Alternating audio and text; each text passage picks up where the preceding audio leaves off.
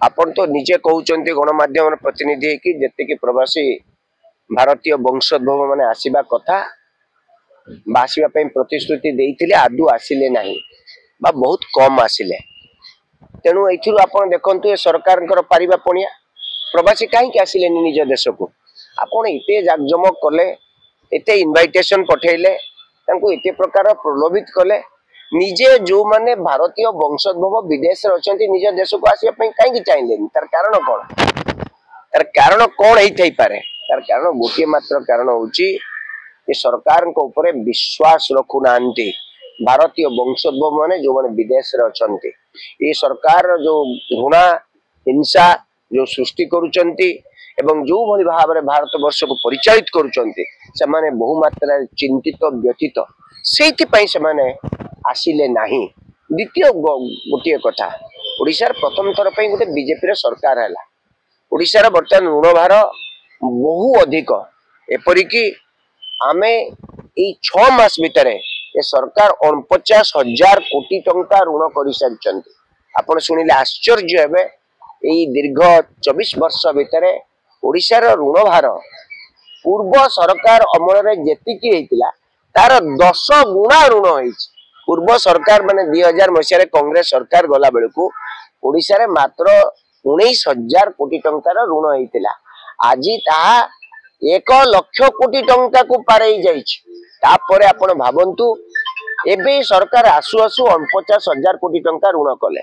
हठात किना प्रवासी भारतीय दिवस करा गला तार आवश्यकता कौन थिला नथिला मु पचारिबि नाही किंतु सरकार कहले प्रवासी माने आसिले ओडिशार टूरिज्म क्षेत्र गोटे बड़ विकास हम ओडिशार से माने पुंजी विनियोग करेंगे ओडिशार अर्थनैतिक अभिवृद्धि घटिबो एवं ओडिशा आगुक आगुक माड़ी चलिबो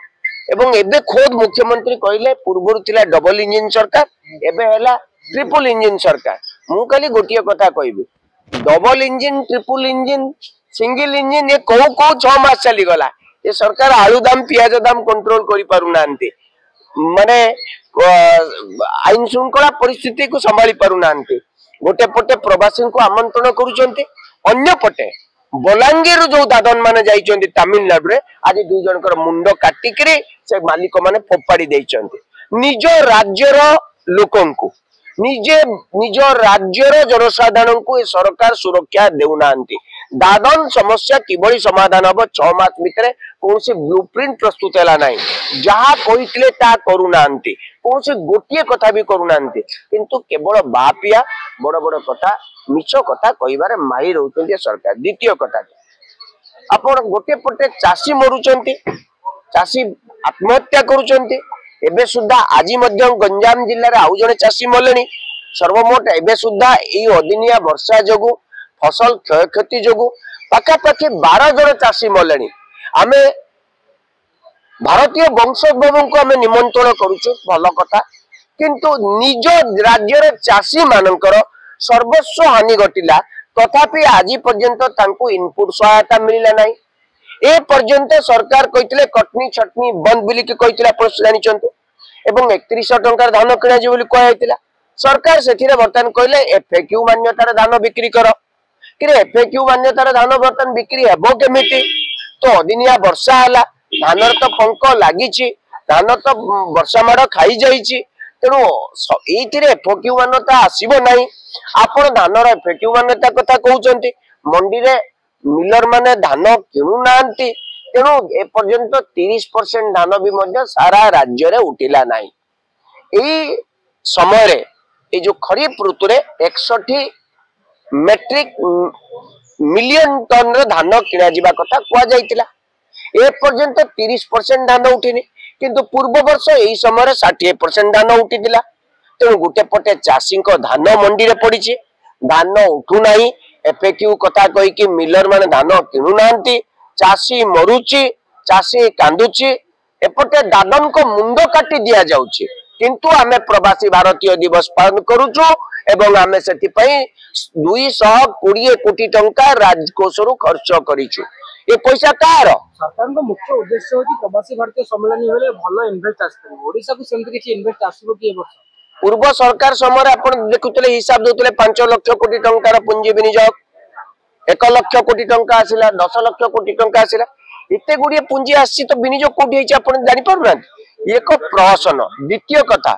2014 मसीह केंद्र बीजेपी सरकार आसिलानी एबे सिना एठी डबल इंजिन सरकार थिला सिंगल इंजिन तो सरकार थिला एक तो गुड़ाए मंत्री थिले से कोन कहिथिले ओडिशा हेबो एंतुड़ीशार पूर्वोदयर विकास क्षेत्र रे ओडिशार सूर्य उदय हेबो 2014 रु 2024 सरी 25 जनवरी 12 तारीख आज सूर्य उदय देखा जाऊ नांती को आकाश रे सूर्य पूर्व आकाश ना पश्चिम आकाश ना दक्षिण आकाश ना उत्तर आकाश ना आदु सिंदूरा पिटू नाही